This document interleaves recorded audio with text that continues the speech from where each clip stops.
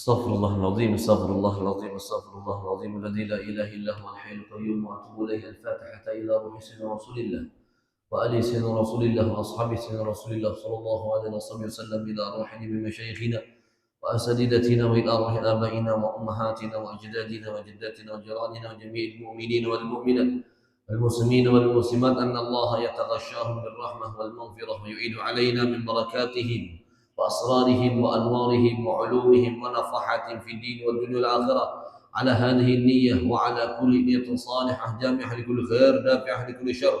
سر النبي وبسر آل النبي. الفاتحة. أعوذ بالله من الشيطان الرجيم. بسم الله الرحمن الرحيم. الحمد لله رب العالمين الرحمن الرحيم مالك يوم الدين إياك نعبد وإياك نستعين اهدنا الصراط المستقيم صراط الذين أنعمت عليهم غير المغضوب عليهم ولا الضالين آمين. بسم الله الرحمن الرحيم. السلام عليكم ورحمة الله تعالى وبركاته. الحمد لله رب العالمين. الحمد لله الذي جمعنا وإياكم بعد أداء فريضة من فرائض الله سبحانه وتعالى. الحمد لله الذي جمعنا وإياكم في هذا المجلس الذي قال عنه صلى الله عليه وآله وصحبه وسلم: ما اجتمع قوم يذكرون الله لا يريدون إلا وجهه فنادى مناد من السماء أن قوموا مغفورا لكم. اللهم صل وسلم على سيدنا محمد مفتاح باب رحمة الله عدد ما في علم الله صلاة وسلاما دائمين بدوام ملك الله وعلى آله وصحبه ومن والاه. أما بعد. Puji dan syukur kita haturkan kehadirat Allah Subhanahu wa taala. Subuh hari ini alhamdulillah kita masih diizinkan oleh Allah Subhanahu wa taala untuk dapat menunaikan kewajiban kita sebagai seorang hamba kepada Allah dengan kita mengerjakan salat subuh terlebih dalam keadaan berjamaah. Mudah-mudahan amal ibadah yang kita kerjakan diterima oleh Allah Subhanahu wa taala. Mudah-mudahan pahala dari setiap amal ibadah yang kita kerjakan dilipat gandakan oleh Allah Subhanahu wa taala. Amin Allahumma amin. Dan alhamdulillah pula kita bersyukur kepada Allah Subhanahu wa taala ketika kita sampai hari ini masih diizinkan oleh Allah untuk beribadah, masih diizinkan oleh Allah untuk melakukan kebaikan dan kebaikan yang mudah-mudahan apapun yang kita kerjakan di dalam bulan Ramadan menjadikan sebab kita mendapat rahmat dari Allah, mendapat ampunan dari Allah, dan dibebaskan dari siksa api neraka. Amin Allahumma amin. Terlebih khusus lagi ketika orang-orang kita sudah dipertemukan oleh Allah dengan 10 terakhir di bulan Ramadan. Mudah-mudahan seperti mana Allah Ta'ala pertemukan kita dengan bulan Ramadan, mudah-mudahan Allah Ta'ala izinkan kita bertemu dengan Lailatul Qadar. Amin Allahumma amin. Dan mudah-mudahan ketika malam itu diberikan oleh Allah Subhanahu wa taala kepada kita, kita semua dalam keadaan beribadah kepada Allah Subhanahu wa taala. Amin Allahumma amin. Dikatakan oleh para ulama kita, ya sa'ili an lailatul qadri allati fi 'ashr ramadan al-akhir hallati fa innaha fi mufradatil 'ashri tu'rafu min yaum ibtida'i syahri fa bil ahad wal arbi'a at-tasi'ah wa jum'atun ma'as thulatha as-sabi'ah wa in badal khamisu fal khamisah wa in bada bis sabti fas sadisah wa in badal itsnain fahiyal hadi hada 'anis sufiyati zuhadi. Dikatakan oleh Sayyidil Imam Asy-Syaikh Syihabuddin Al-Qalyubi, beliau mengatakan orang-orang kita ketika ingin dipertemukan oleh Allah dengan Lailatul Qadar, maka kita harus memperhatikan kapan tibanya awal pertama di bulan Ramadan. Kapan tibanya awal pertama di bulan Ramadan. Maka apa kata para ulama? Tu'rafu, diketahui Lailatul Qadar itu min yaum ibtida'i syahri, dari hari apa bulan Ramadan itu dimulai. Nah, tapi yang jadi masalahnya, orang kita ini ada terbagi menjadi dua kelompok. Ada yang Senin, ada yang Selasa. Ya kalau itu kira-kira Lailatul Qadar itu turun empat pemerintah ke empat Muhammadiyah kah kira-kira?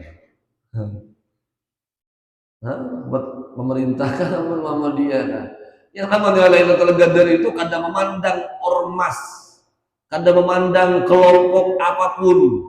Kalau sudah ketentuan ditentukan oleh Allah turun, maka akan diberikanlah Lailatul Qadar itu kepada umat Nabi Muhammad sallallahu alaihi wasallam. Bilakah mudahan kita dipertemukan dalam Lailatul Qadar. Amin Allahumma amin. Tapi kata para ulama kita, ada sebahagian ulama yang mereka mengatakan Lailatul Qadar itu diketahui dengan kapannya awal mula bulan Ramadan.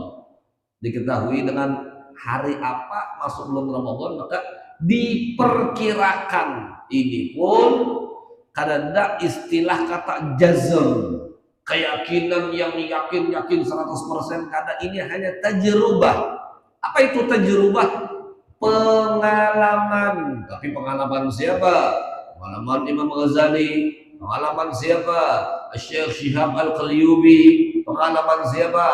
Syekh Abdul Hasan Asy-Syadzili, Ibnul Arabi. Pengalaman para wali-wali Allah, para ulama, orang-orang saleh yang bertakwa kepada Allah, yang dimana mereka pun juga mengatakan hal yang demikian ini setelah mereka merasakannya beberapa tahun, bahkan puluhan tahun. Karena kalau kita hanya mensurvei di 1 tahun saja, maka orang-orang kita nyata kada awal kada tahu hari apa tahun ini, misalkan hari ini, maka apakah Lailatul Qadar itu akan tetap terus di tanggal sekian, tanggal sekian, tanggal sekian? Nah, jadi ini hanya sekedar tajrubah, pengalaman. Tapi pengalaman ulama-ulama besar, pengalaman orang-orang yang bergelar wali min auliyaillah, pengalaman orang-orang yang ulama al-amilin. Jadi bagus juga orang-orang kita memegang teguh perkataan atau pendapat dari mereka. Jadi singkatnya aja, karena hadis kita hari ini akan kita tuntut makan. Jadi singkatnya, kalau misalkan ya kata awal Ramadan itu hari Senin, nah itu dan sana kita hari Senin, maka pendapat para ulama kita, wa in badal itsnainu fahyal hadi, maka 21 itu kalau Senin, ya kata. Tapi kalau Selasa, kalau Selasa wa Jum'atun ma'as Sulasa as-sabi'ah 27. Nanti 27 sudah kamu belum lah? Penuh. 27 itu pun kemungkinan. Tapi kemungkinan siapa? Ini yang dikatakan oleh orang-orang saleh, para ulama-ulama kita.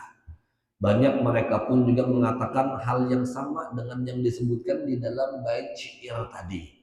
Jadi, Masya Allah, ya mudah-mudahan kita dipertemukan oleh Allah dengan malam mulia tersebut. Amin Allahumma amin. Berarti kata para ulama, kalau mulainya hari Selasa maka 27.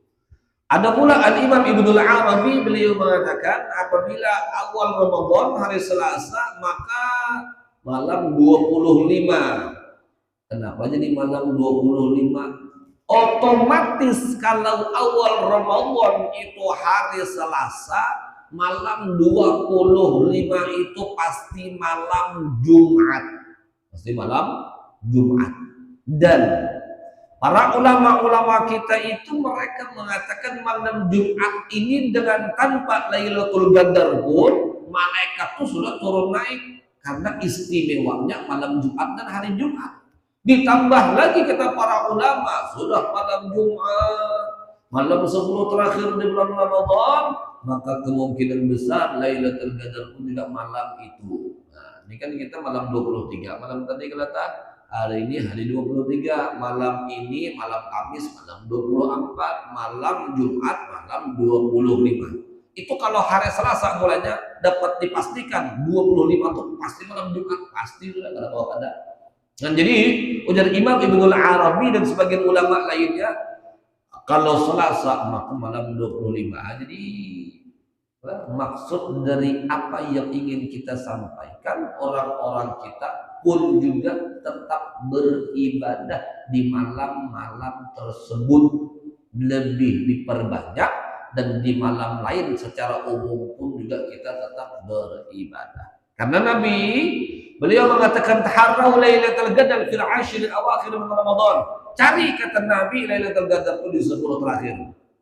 Dikerucut lagi oleh Nabi, diperkecil lagi oleh baginda Muhammad, taharrau lailatul qadar fil autar min ashril awakhir min Ramadan. Dan Nabi Muhammad cari Lailatul Qadar itu di malam-malam ganjil di bulan Ramadan. Nah, yang jadi masalah itu tadi pangdah. Tahun ini bagi kita ganjil, bagi dan sanap kita genap. Bagi dan sanap kita ganjil, bagi kita genap. Nanti buhur apa kayak itu kita. Bapak nang kayak apa? Ya manfaatkanlah sisa-sisa malam ini dengan tanpa memandang ganjil kah genap kah. Karena kira-kira Lailatul Qadar itu kada yang sesuai lawan apa yang dipadahkan oleh pemerintah, kada juga yang disesuai dipadahkan oleh Muhammadiyah. Karena itu ketentuan yang Allah Subhanahu wa taala berikan. Babilanya mudah dipertemukan oleh Allah, kita berkata amin Allahumma amin. Kemudian hari ini kita akan membahas bagian-bagian terakhir dari hadis yang kita bahas mengenai tentang hari ini, hadis yang ke-33. An Abi Hurairah radhiyallahu taala anhu 'an Nabi sallallahu alaihi wasallam qala idza atasa ahadukum falyaqul alhamdulillah. Ini hadis diriwayatkan oleh Abu Hurairah. Ujar Abu Hurairah, Nabi Muhammad beliau mengatakan apabila atosa, atos itu wahid, bahasa Indonesianya bersin, salah seorang di antara kalian, falyaqul, maka katakanlah alhamdulillah. Bila wahin, bagi orang nang wahin disunnahkan mengucapkan alhamdulillah. Misal yang wahin tadi kada ingatan mengucapkan alhamdulillah, bolehlah kita yang ada di higa, di samping atau di paraknya mengatakannya untuk mengucap alhamdulillah, boleh. Nah, seperti itu, boleh.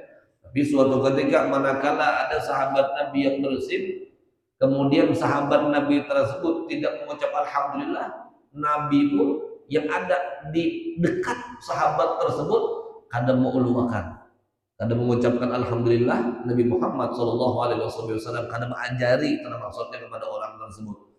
Jadi dikatakan oleh para ulama, bagi kita ada dua pilihan.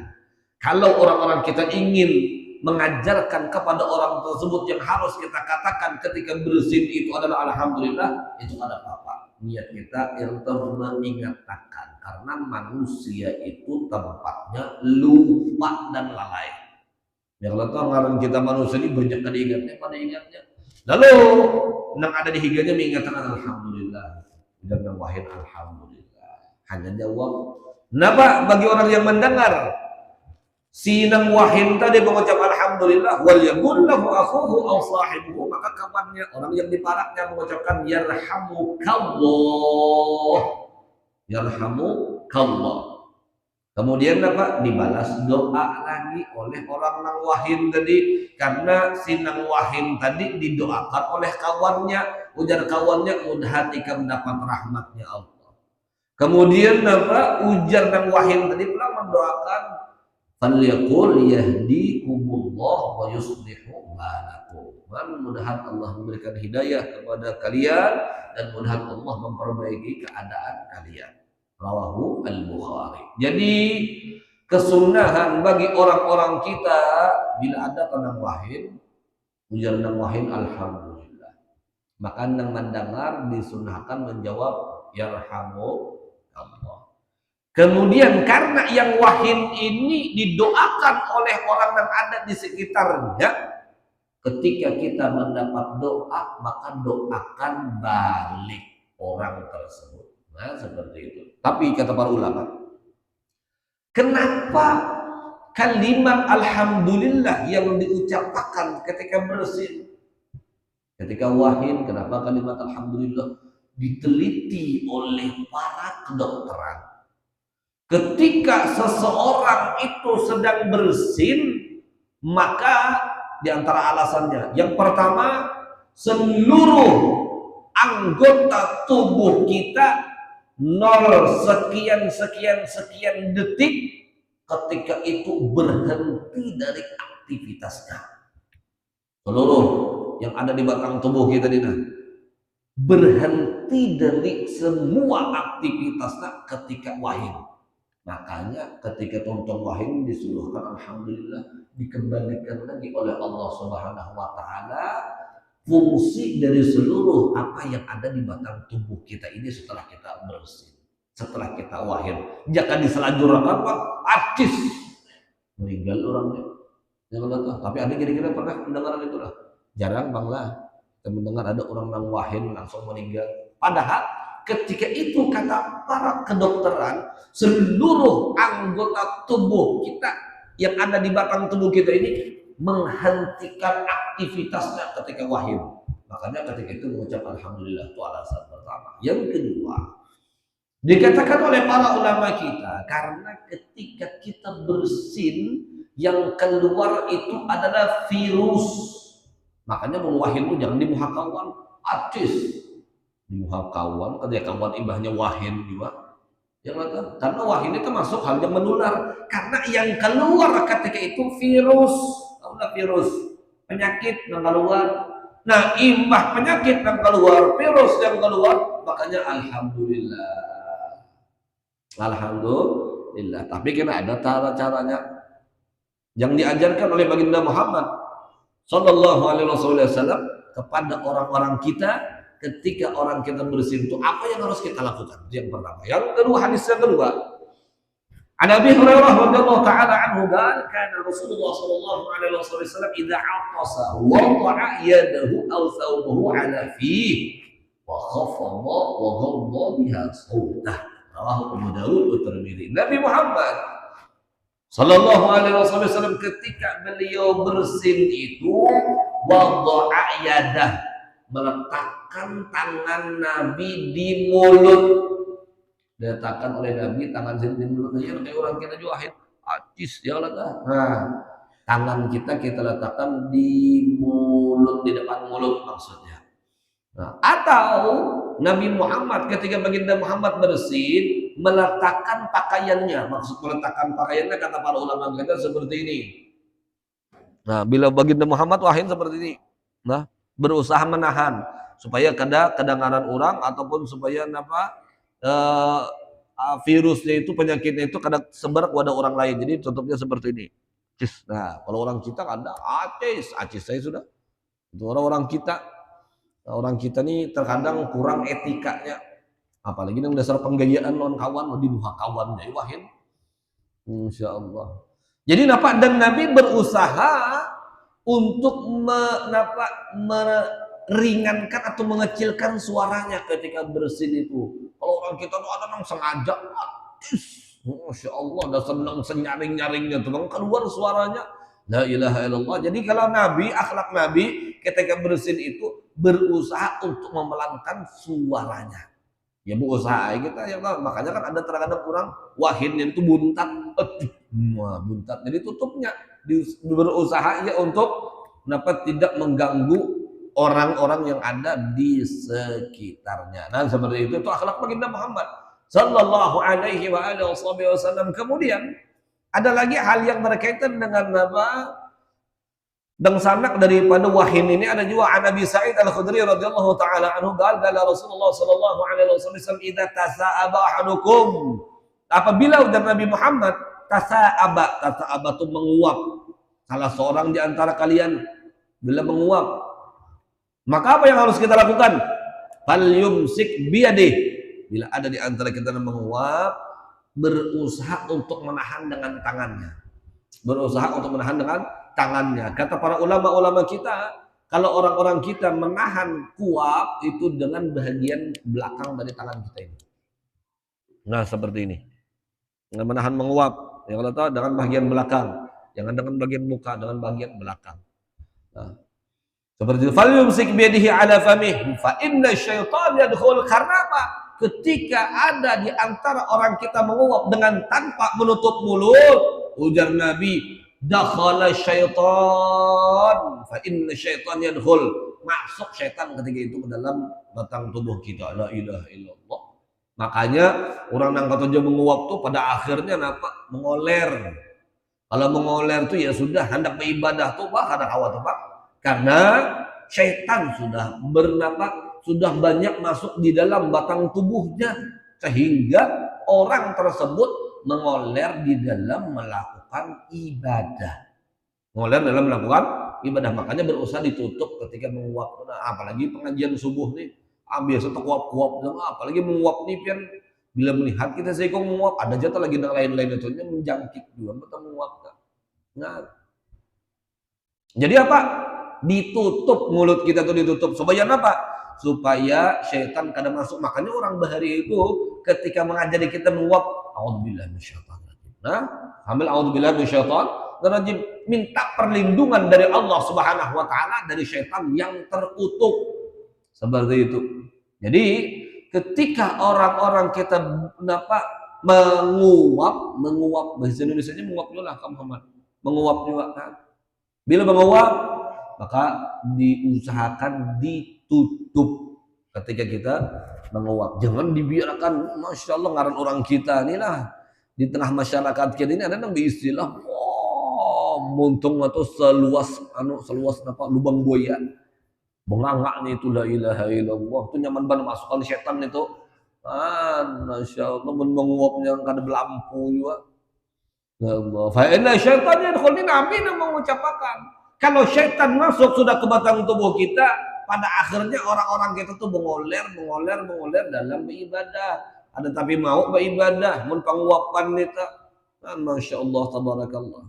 Tapi ada riwayat yang mengatakan apabila ada orang itu dasar mengantuk, benar. Yang mengantuk, jangan dipaksakan kalau hendak melakukan suatu ibadah. Karena apa?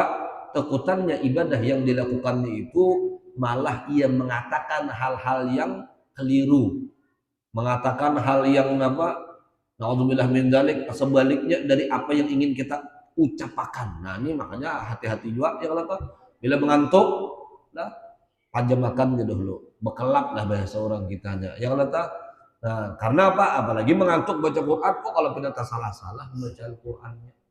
Yang asalnya kita hendak mendapat pahala dari bacaan Al-Qur'an kita, pada akhirnya karena kita salah-salah ujung-ujungnya mendapat dosa. Naudzubillah min dzalik. Maka oleh karenanya kata para ulama, kalau kita sedang dalam keadaan mengantuk, yang hendak beribadah, maka istirahatlah dulu. Istirahat dulu. Ada kawan dipaksakan. Nah, kadang kawan dipaksa-paksakan kadang kawan. Nah, jadi ya yang lebih baik itu diistirahatkan dulu sejenak. Tapi amun kita hendak melawan dengan cara yang lain, ya berwudu, ya atau berdiri, nah seperti itu untuk melawan rasa kantuk ini. Kan mengantuk sedikit langsung bawa berapa guring, enak guring itu, enak mengantuk guring pulang. Masya Allah, harus juga dilawan. Karena yang namanya syaitan itu membuat orang-orang kita supaya kita kada beribadah kepada Allah Subhanahu wa taala. Jadi ada juga caranya sebelum kita kecuali yang dasar antukannya kelas berat, mana dasar ada kawa lagi ya maka pajam makan dulu. Nah, tapi amun kawa ya dilawan dengan berwudu, dengan berdiri. Makanya kami dulu kalau kami di pondok pesantren, ketika kami dah Hadramaut pun kata guru-guru kita apabila mengantuk terus berwirid subuh mengantuk dia kata ujar guru kita bawa wudu dulu. Mengantuk juga masih bawa berdiri. Nah, bawa berdiri. Jadi berdiri sambil berwirid sampai hilang kantuk duduk. Nah, jadi tuh hilang tuh kantuknya. Sebab kadang datang orang guring sambil berdiri. Pun ada juga langka badan itu manusianya. Guring sambil berdiri, Masya Allah. Nah, tapi kalau orang-orang kita kan, nah kebiasaannya kadang awak, jam ketika kita berdiri. Makanya kayak itu kata para ulama kita. Lawan dulu dengan berwudu, namun kada juga masih mengantuk juga lawan dengan berdiri. Sama kita hendak baca Quran, berwudu sudah juga guru aja. Yang kata imbah tuh mengaji mengantuk juga masih bawa berdiri baca Al-Qur'annya. Bawa berdiri baca Qurannya. Boleh lah, boleh. Karena orang-orang kita pun juga disuruh untuk melawan rasa kantuk itu nah, melawan mengantuk. Kalau kita selajurakan terus ya nang kehimungan itu setan. Ya kalau tapi yang membuat orang-orang kita mengantuk tuh ada juga sebab-sebabnya. Di antaranya banyak makan. Pun banyak makan tuh sudah tuh dengan sanaknya menguap aja kan. Pun sudah kekanyangan itu Masya Allah kanjang buaya aja. Maksudnya apa? Ada guring. Jadi lu pikirannya neta lima kekanyangan tuh. Jadi kenapa? Pola makan juga diatur. Orang kita ini jarang banget nama atur pola makan tuh lah. Makanya kalau kita lihat di Arab itu dasar luar biasa. Cara mereka mengatur pola makan itu luar biasa. Pagi roti, siang hanya nasi. Karena apa? Siang itu kan begawi, bekerja dan lain sebagainya. Menggunakan apa kekuatan yang lebih dibandingkan dengan waktu-waktu yang lain. Makanya porsi makannya nasi. Malam roti pulang bahasa. Nah, datang orang Indonesia, pagi nasi, siang nasi, malam nasi. Kalau nasi terus dia pulang mau orang Indonesia.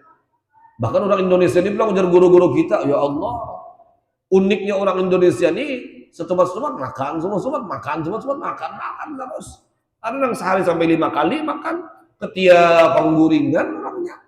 Masya Allah, karena para ulama-ulama kita itu mereka mengatur pola makan dan waktu makan mereka itu. Kalau orang kita ini kada. Makanya ada guru-guru kita itu kan ketika ke tempat atau ke daerah wadah kita nih ujar sini fi kulli makanin makan. Fi kulli makanin makan. Setiap ujar sini berkunjung ke satu tempat makan yang pertama itu ada tempat.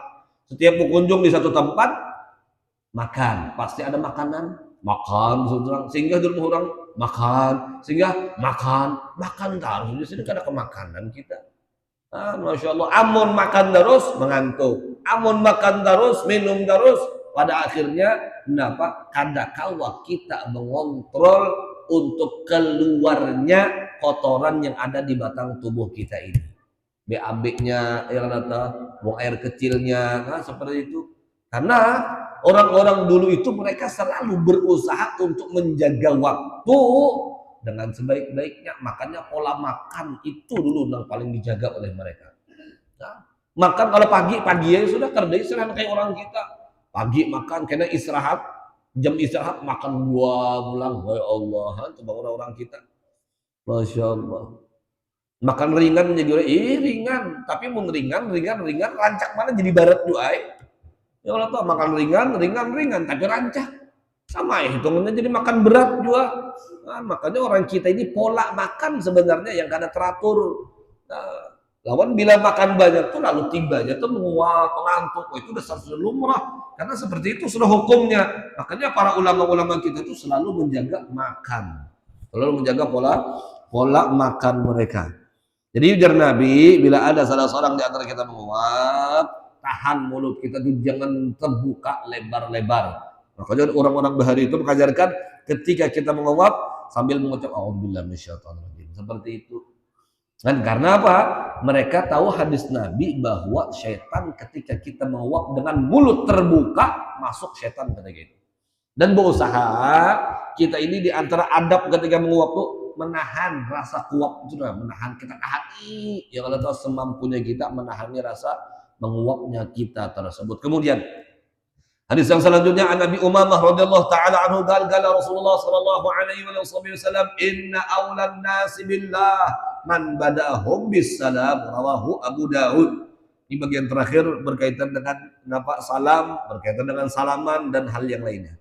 Jadi ujar Abi Umamah radhiyallahu taala anhu qala Rasulullah sallallahu alaihi wasallam, sesungguhnya orang yang paling utama di sisi Allah adalah orang yang memulai dengan mengucapkan salam. Memulai dengan mengucapkan salam. Suatu ketika di hadis yang setelahnya, an Imran ibn al-Husain radhiyallahu taala anhu, ya rajulun ila Nabi sallallahu alaihi wasallam faqala assalamu alaikum faradda alaihi thumma jalas. Faqala Nabi sallallahu alaihi wasallam ashrun thumma jaa akhar faqala assalamu alaikum warahmatullah faradda alaihi thumma jalas. Faqala ashrun thumma jaa akhar faqala assalamu alaikum warahmatullahi wabarakatuh faradda alaihi fajalas. Faqala salasun, rawahu Tirmidzi wa Abu Daud. Suatu ketika Nabi Muhammad didatangi oleh salah seorang sahabat.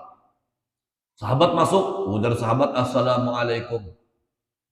Ujar Nabi Muhammad waalaikumsalam warahmatullahi wabarakatuh. Dikatakan oleh Nabi dengan suara pelan yang didengar oleh orang-orang di sekitar Nabi. Nabi Muhammad mengatakan ashrun. Ashrun itu artinya 10. Ada orang mengucap salam assalamualaikum. Ujar Nabi Muhammad 10. Para sahabat ini bingung, jadi apa nih 10 nih? Datang pulang sahabat yang lain. Ujar sahabat yang lain ketika datang, assalamualaikum warahmatullah. Dijawab oleh Nabi salamnya dan para sahabat yang lain. Kemudian ujar Nabi ishrun, 20. Kenapa nih 20? Datang lagi sahabat Nabi yang lain mengucapkan assalamualaikum warahmatullahi wabarakatuh. Dijawab lagi oleh baginda Muhammad, waalaikumsalam warahmatullahi wabarakatuh. Ujar Nabi salasun, 30. Sahabat bertanya kepada Nabi, ya Rasulullah, apa maksud dari perkataan pian 10, 20, 30? Lalu ujar Nabi Muhammad, bukankah kalian mendengar apa yang telah dikatakan oleh sahabat-sahabat kita tersebut? Apa ujar sahabat tadi bertanya pulang? Ketika yang pertama masuk mengucapkan assalamualaikum saja, assalamualaikum, maka ujar Nabi orang itu mendapat 10 kebaikan. Yang kedua datang ujar Nabi mengucapkan assalamualaikum warahmatullah, maka yang kedua ini mendapatkan 20 kebaikan. Dan yang ketiga dengan salam yang sempurna, assalamualaikum warahmatullahi wabarakatuh, ini yang sesempurna salam, maka ujar Nabi Muhammad orang itu mendapat 30 kebaikan. Nah seperti itu. Jadi pun kita mengucap salam itu jangan engken-engken, jangan assalamualaikum, ya kalau tuh bagus-bagus dari segi bang, tapi pahalanya kurang dibandingkan dengan orang yang mengucapkan assalamualaikum warahmatullahi wabarakatuh. Karena ada 3. Assalamualaikum kesejahteraan untuk kalian. Assalamualaikum warahmatullahi dan rahmat Allah Ta'ala untuk kalian. Wa maghfiratuh dan ampunan Allah untuk kalian. 3. Jadi setiap satu itu berbanding dengan 10 kebaikan. Salam, doa, yang kita salam itu doa. Salam itu kan kesejahteraan, rahmat dan maghfirah dari Allah Subhanahu wa taala. Jadi ketika kita mendoakan orang dengan 3 doa, maka kita mendapatkan 30 kebaikan. Dari setiap doa 10 kebaikan orang-orang kita mendapatkan. Dan seperti itu. Tapi ada perkataan para ulama kita yang luar biasa. Ujar para ulama kita, biasanya kan kita ini mengetahui bahwa hukum mengucap salam atau memberi salam itu sunnah. Hukum mengucap salam sunnah. Dan menjawab wajib. Yang menjawab itu wajib. Tapi kewajibannya tersebut fardu kifayah. Nah, fardu kifayah. Jadi menjawab salam itu hukumnya fardu kifayah. Apa gerangan fardu kifayah itu? Fardu kifayah itu lain yang sembahyang jenazah itu lain. Nah, yang namanya fardu kifayah itu tuh hukum satu ibadah. Fardu wajib, kifayah bila ada satu dari mereka yang menunaikannya, yang melaksanakannya, maka menggugurkan kewajiban bagi yang lain. Misal, yang kata ulun mengucap salam tadi, seikungnya nang menjawab salam, ulun, maka menggugurkan kewajiban bagi bebuhan pian seberatan. Seikungnya nang menjawab.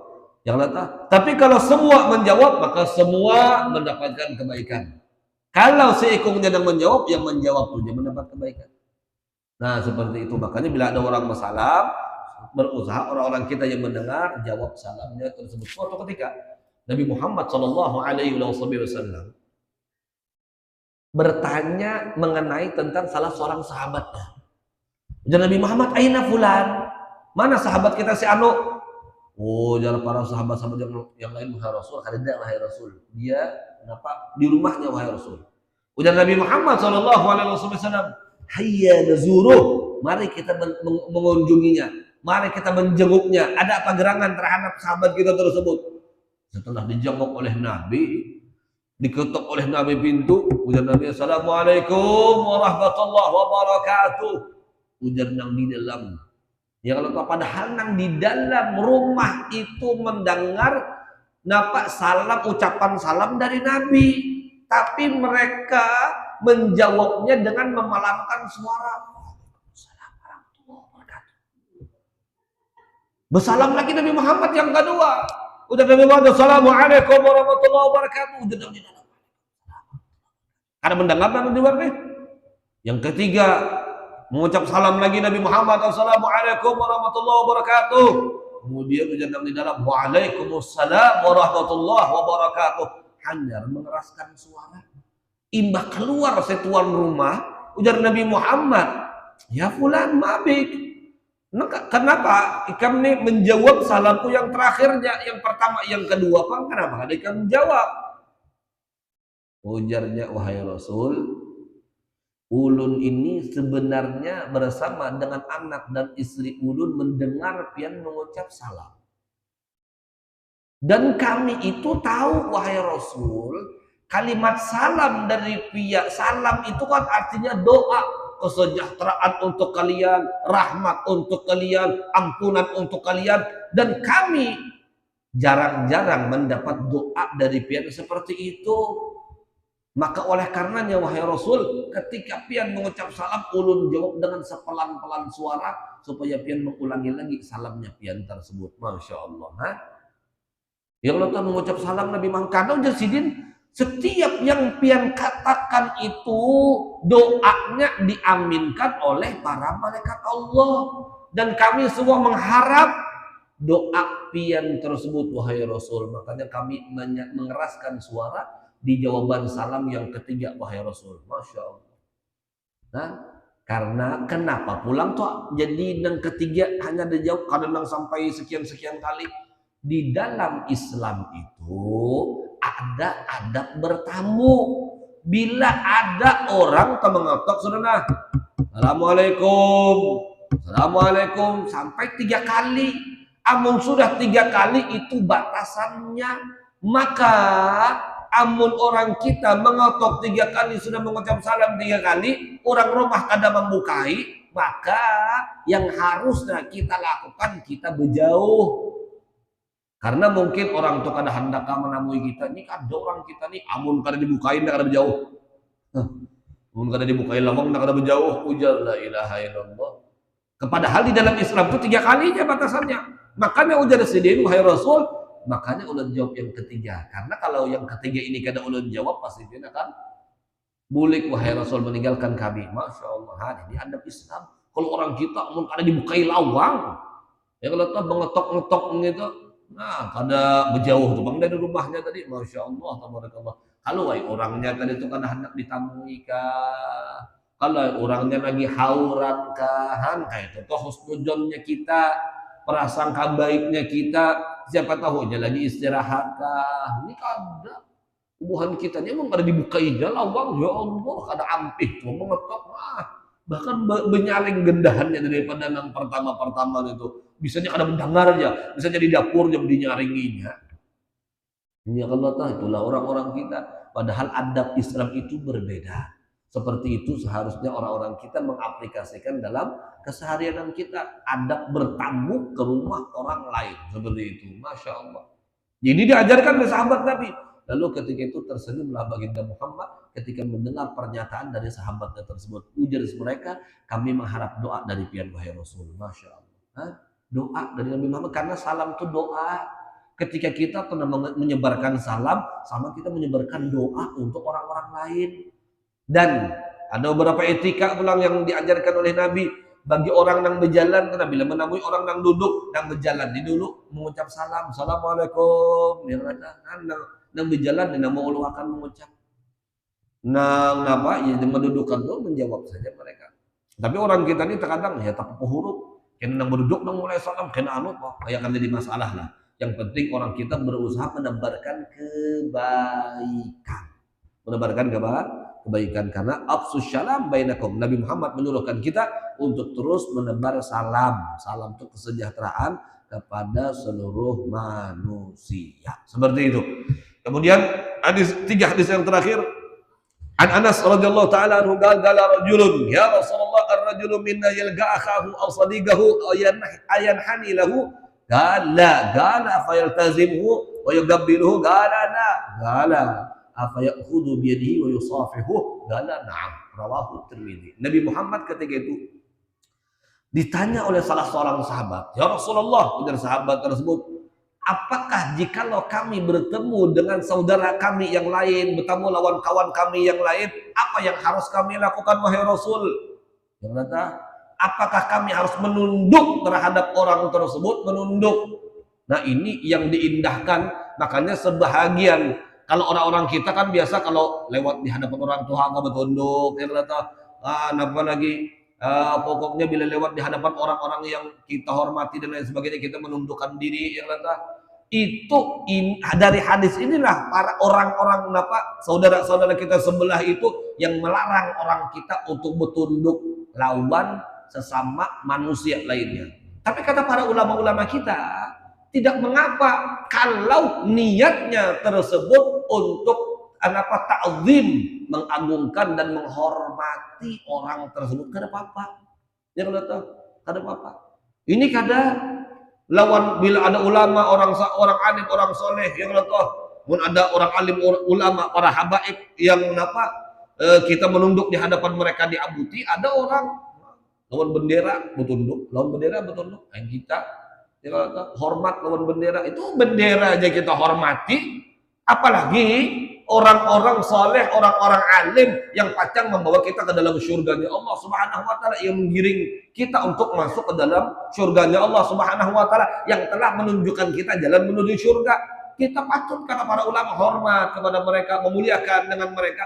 Tapi ada batasannya juga, jangan sampai berlebihan. Maksud berlebihan itu kata para ulama, jangan sampai orang kita menunduk lebih daripada batasan ruku'. Ruku' itu namanya apa?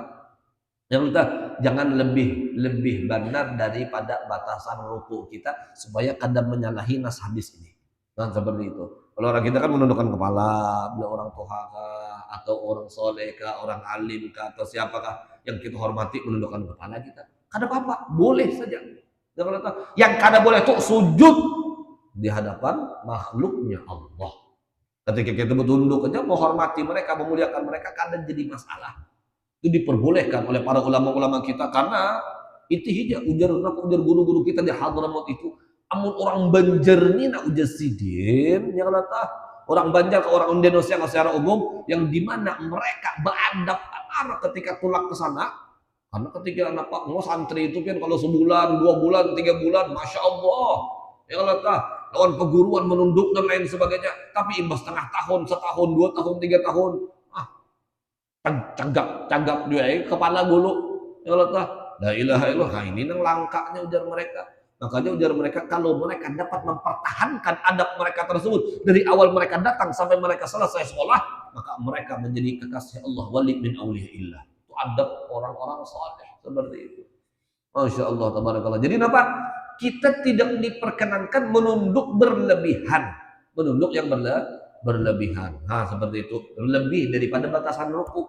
Tapi kalau sebagian para ulama kita lagi mengatakan boleh saja selama menunduknya kita itu karena kita menghormati dan memuliakan mereka. Boleh seperti itu. Apalagi kalau kita lihat di daerah pondok-pondok pesantren di daerah Jawa, masya Allah, hormatnya lawan guru, takzimnya lawan guru itu luar biasa. Nah, takzimnya lawan guru luar biasa. Nah, jadi Bapak nanti apa ketika kita bertemu lawan saudara kita, lawan teman kita, makanya di sini dikatakan oleh Nabi, yalqa akhah, martabat orang yang kita temui ini, yang kita tidak diperkenankan menunduk kepada mereka, teman atau sahabat kita atau dan sama kita. Yang kata, faqala apa yaltazimuhu yaqbilu, apakah kita boleh memeluknya wahai Rasul, menciumnya? Kata baginda Muhammad, lah. Tapi kalau kalian ingin, ya tidak mengapa. Nah, tapi beda. Kalau kita lihat pertemuan para ulama-ulama kita, yang kata kalau ulama dengan ulama bertemu, mereka tuh bukan cipika-cipiki. Bukan cipika-cipiki atau cipika-cipiki itu cium kanan, cium pipi kanan, cium pipi kiri. Kalau para ulama kita bertemu ulama dengan ulama, yang mereka cium itu adalah dahi. Dahi. Kenapa jadi dahi? Dahi ini sepaling mulia anggota tubuh manusia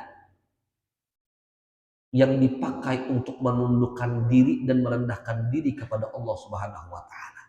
Dahi. Makanya disuruhkan mencium di dahi. Nah, kalau kita sayang lawan seseorang, makanya kalau kita lihat habaib-habaib kita, kenapa guru-guru kita yang kenapa sudah tua, pasti nang anom-anom ini mencium lawan dahi-dahi mereka. Mencium lawan dahi-dahi mereka.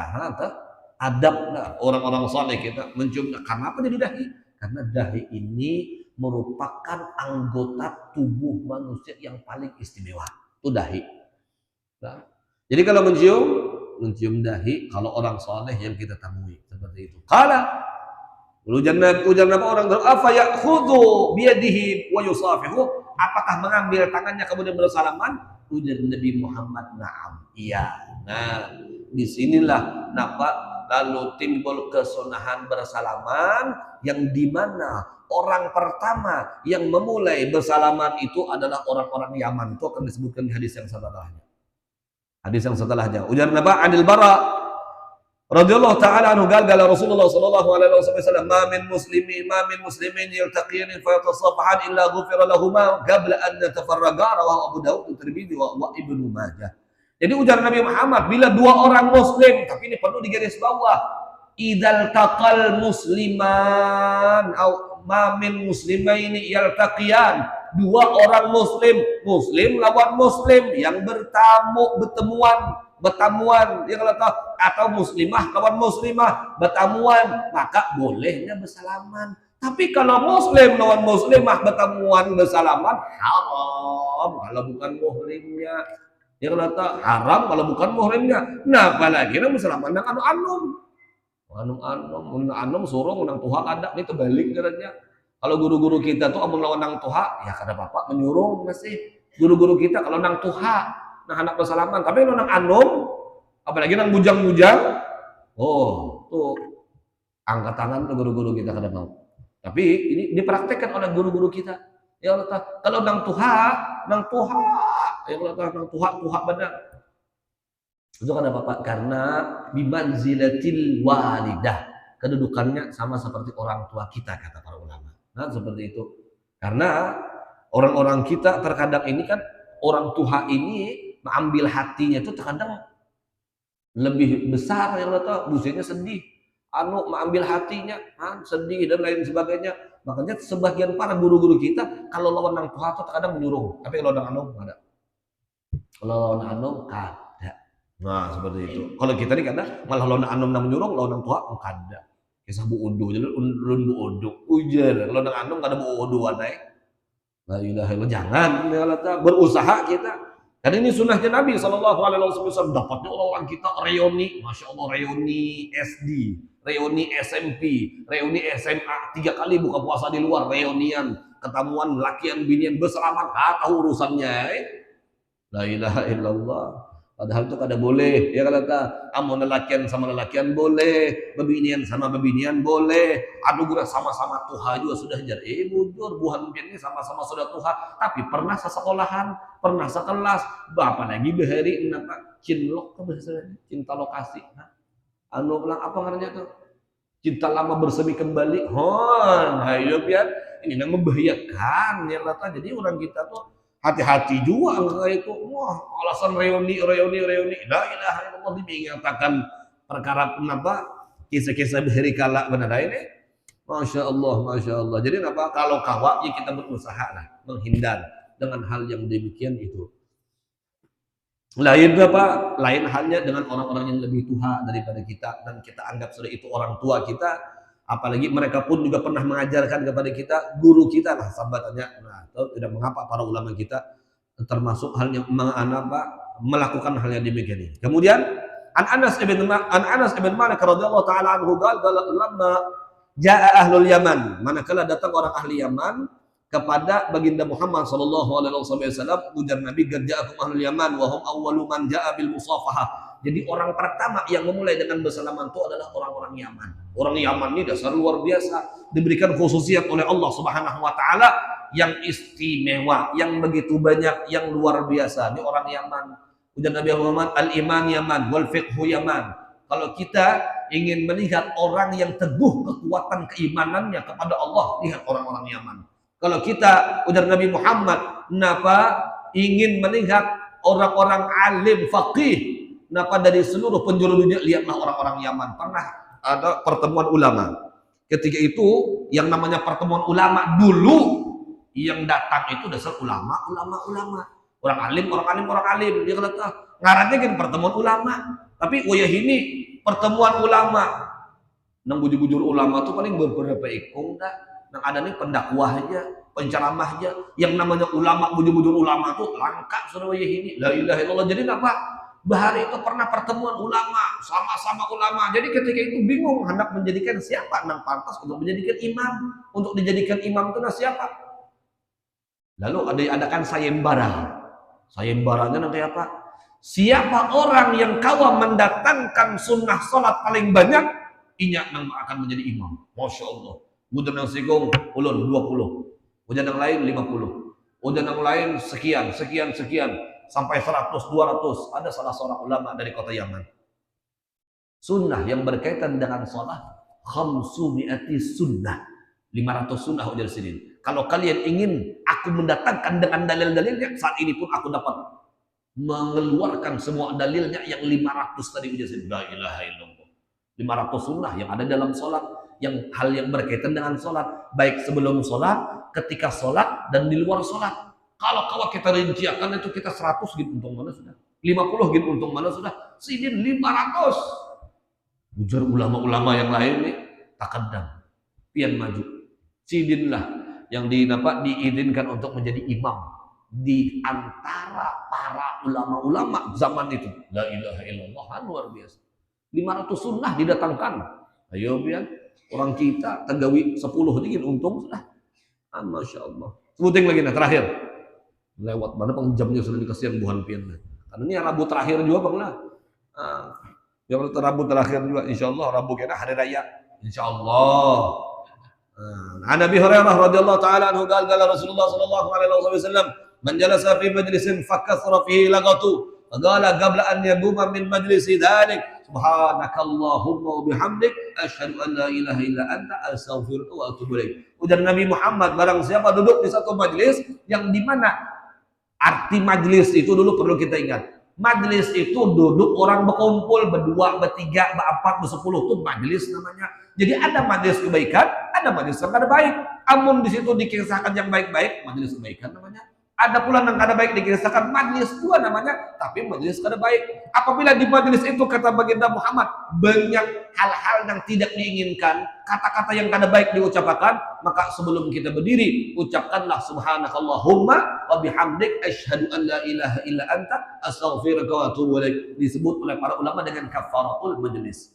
Ketika kita membaca zikir tersebut, illa ghufira lahu ma kana fi majlisi dzalik, maka apapun yang terjadi di majelis tersebut, yang dikatakan di majelis tersebut, dosa-dosa kita diampunkan oleh Allah Subhanahu wa taala. Rawahu Tirmidzi wa fi riwayat Abi Dawud an Abi Barzah faqala rajulun ya Rasulullah innaka la taqulu qawlan ma kunta taqulu fi ma madha. Qala dzalika kafaratun lima yakunu fil majlis. Lalu dan Nabi Muhammad beliau mengatakan ketika ditanya oleh sahabat Nabi, wahai Rasul, dia mengatakan perkataan yang kada pernah kami dengar. Ujar Nabi, itu adalah kafaratul majlis. Nah, para kafaratul majlis, subhanakallahumma bihamdik asyhadu an la ilaha illa anta astaghfiruka wa atubu ilaik. Ditutup dengan hadis tersebut. Nah, mudah-mudahan Allah Subhanahu wa taala menerima seluruh amal ibadah kita, dan mudah-mudahan Allah Subhanahu wa taala panjangkan umur kita sehingga kita dapat menyempurnakan Ramadan dengan sebaik-baiknya, dan mudah-mudahan sebelum kita keluar dari bulan Ramadan dosa-dosa kita diampunkan oleh Allah Subhanahu wa taala, semua kita mendapat rahmat dari Allah Subhanahu wa taala, dan mudah-mudahan orang-orang kita dibebaskan dari siksa api neraka. Amin Allahumma amin. Ala hadhihi niyyah al-Fatihah. A'udzubillahi minasyaitonir rajim. Bismillahirrahmanirrahim. Alhamdulillahirabbil alamin. الرحمن الرحيم مالك يوم الدين إياك نعبد وإياك نستعين صراط المستقيم صراط الذين أنعمت عليهم غير المغضوب عليهم ولا الضالين آمين. Tanya jawab juga, usagin lah. Udah dapat takon datangi ulun dia langsung kena. Amin ya Allah. Bismillahirrahmanirrahim. Alhamdulillahirabbil alamin. Allahumma shalli wa sallim ala sayyidina Muhammad wa sallam. Allahumma rabbana taqabbal minna innaka antas samiul alim wa tub alaina innaka antat tawwabur rahim. Allahumma innaka 'afuwun karimun tuhibbul 'afwa fa'fu 'anna. Allahumma innaka 'afuwun karimun tuhibbul 'afwa fa'fu 'anna. Allahumma innaka 'afuwun karimun tuhibbul 'afwa fa'fu 'anna. Sallallahu alaihi wasallam Muhammad an-nabiyil ummi wa sallam. Alhamdulillahirabbil alamin. Ishraq. Ya Allah.